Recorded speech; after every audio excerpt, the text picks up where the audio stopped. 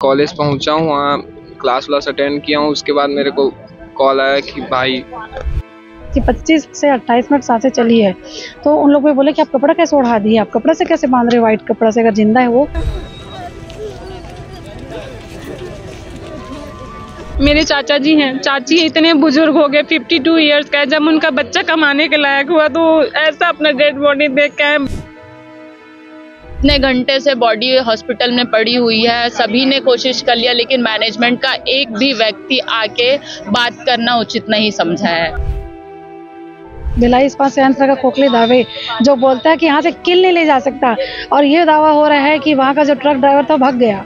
मतलब किसी की मौत होने के बाद वहाँ से लोग भाग जाते हैं, लेकिन अगर कोई एक वर्कर को वहाँ से बोल्ट लेके जाता है ना, वहाँ के हाथ पैर तोड़ के बैठाया जाता है। यह भिलाई स्टील प्लांट है। आप जो बीएसपी मेन गेट का देख रहे हैं, और मेन गेट के ठीक सामने यहाँ पर कुछ लोग बैठे हैं। ये वो लोग हैं जिनके यहाँ का बेटा आज सुबह एक प्लांट के अंदर हुए एक्सीडेंट में उसकी डेथ हो गई। हर्षवर्धन निषाद नाम का युवक अपनी साइकिल से जा रहा था, इसी बीच एक हाईवा चलते हुए वहां से फरार हो गई। लेकिन अब घर वालों का आरोप है कि हर्षवर्धन को अगर समय पर इलाज मिल जाता तो शायद वो जिंदा होता, क्योंकि हर्षवर्धन को जब हाईवा कुचलकर आगे निकली तब वह वहीं पर तड़पता रहा और एम्बुलेंस के आने में भी काफी देर हो गई, और लोगों ने उसे मरा हुआ समझकर व्हाइट कपड़ा यानी कफन उसको ओढ़ा दिया।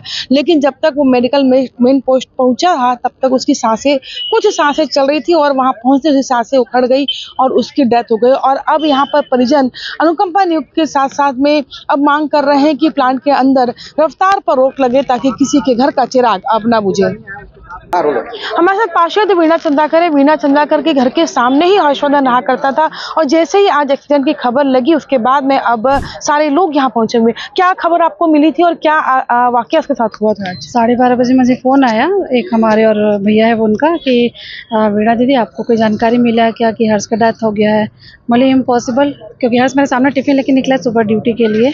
तो फिर हमने पता किया तो यहाँ कोई बताने के लिए तैयार नहीं था। डिपार्टमेंट तो पहले उसको छुपाने का कोशिश किया है, और उसकी वजह हमको जानकारी मिली तो सुबुआ का लड़का भी हर्ष के साथ काम करता है डिपार्टमेंट में। तो वो ये है था कि 10 बजे के आसपास उसका लंच हुआ है, और वो कंप्यूटर ऑपरेटर था वो।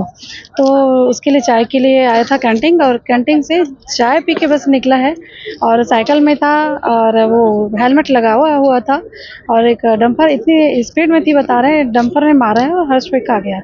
तो सिर में चोट लगी थी बता रहे हैं जो प्रत्यक्षदर्शी उन्होंने। और उसके बाद फिर जब लोगों ने फिर वो क्या किया, वहाँ कुछ ऐसे हैं जो हादसा होता है छुपाने के लिए टीम उनके पास तैयार बैठी प्लांट के अंदर। ये क्या किया, उनकी जब सांसें चल रही है, उसकी 25 से 28 मिनट सांसें चली है, तो उन लोगों ने बोले कि आप कपड़ा कैसे ओढ़ा दिए, आप कपड़ा से कैसे बांध रहे हो, वाइट कपड़ा से, अगर जिंदा है वो। और सब छुए भी जो आसपास थे उन लोग, सारे लोग बोले कि जिंदा है। बोले नहीं हम लोग ऐसे ढक दिए। तो ऐसे कैसे ढक सकते हो? ऐसे जब बहस हुई तब जाके फिर एम्बुलेंस आया है लगभग आधा घंटे बाद। और जब आधा घंटा बाद जब आया एम्बुलेंस, किसी को नहीं बैठा, सिर्फ डेड बॉडी हुआ नहीं था उस टाइम, तो जिंदा था हर्षु। डाला गया इसमें एम्बुलेंस में और सीधा सेक्टर 9 ले जाके वहाँ छोड़ दिए। तब तक उसका बुआ का लड़का अपनी बाइक निकाला है और इन लोग भगते फिर गए हैं। तो आपको क्या लगता है कि अगर समय पे एम्बुलेंस आती है, समय पे उपचार मिलता शायद बच जाता है? बिल्कुल, क्योंकि ऑक्सीजन की जरूरत थी उसको, ब्रेन में ऑक्सीजन सप्लाई बंद था, क्योंकि प्रत्यक्षदर्शी हमें यही बता रहे हैं अभी तक। बिल्कुल बचाया जा सकता था, समय था हमारे पास। और मैं बोलती हूँ ये कहाँ गए सारे भिलाई इस्पात संयंत्र का खोखले दावे जो बोलता है कि यहाँ से किल नहीं ले जा सकता, और ये दावा हो रहा है कि वहाँ का जो ट्रक ड्राइवर था भाग गया। मतलब किसी की मौत होने के बाद वहाँ से लोग भाग जाते हैं, लेकिन अगर कोई एक वर्कर को वहाँ से बोल्ट लेके जाता है ना, वहाँ के हाथ पैर तोड़ के बैठाया जाता है। यह भिलाई स्टील प्लांट है। तो इस दोनों में से किसकी ये बात सच्चाई है कि पब्लिक की यहाँ मौतें होती है और लगातार छुपाया जाता है, हम सब इससे दूर नहीं है। बस ये बात है कि हादसा हमारे घर के सामने कोई तो ज्यादा में स्पष्ट इस चीज को हम सुने थे, पर आज प्रत्यक्षदर्शी इस चीज। आप लोग बैठे हैं यहाँ पे धरने पर, क्या मांग को लेकर बैठे हैं? मांग है कि ऐसे चीजों की पुनरावृत्ति हो ही ना। इतने प्लांट के अंदर इस स्पीड में कैसे गाड़ी, नेशनल हाईवे में भी स्पीड तय किया गया है, तो प्लांट के अंदर क्या कोई तय नहीं है? यहाँ तो इतने बड़े बड़े कैमरे लगे हैं कि अब सुई लेके चलो वो भी दिखता है, हमने ऐसा सुना है। और हम अनुकंपा का नियुक्त की हम बिल्कुल चाहेंगे, और वो तो होके ही रहेगा, क्योंकि आज उसके घर में उसके पापा खुद ड्राइवरी करके जिंदगी चला रहा था। और हर्ष अभी एकदम न्यू लड़का है, 25 साल भी पूरा नहीं, 23-24 साल का हर्ष है। उसका एक छोटा भाई है, मम्मी है, दादी है घर पे। परिवार है, बहन है, भाई है छोटा। हर्ष कब निकला था सुबह, किस तरीके से आज आप लोगों को खबर मिली उसकी? सुबह वो और मैं साथ में, वो ड्यूटी के लिए गया, मैं कॉलेज के लिए निकला, और फिर मैं कॉलेज पहुंचा हूँ, वहाँ क्लास अटेंड किया हूँ। उसके बाद मेरे को कॉल आया कि भाई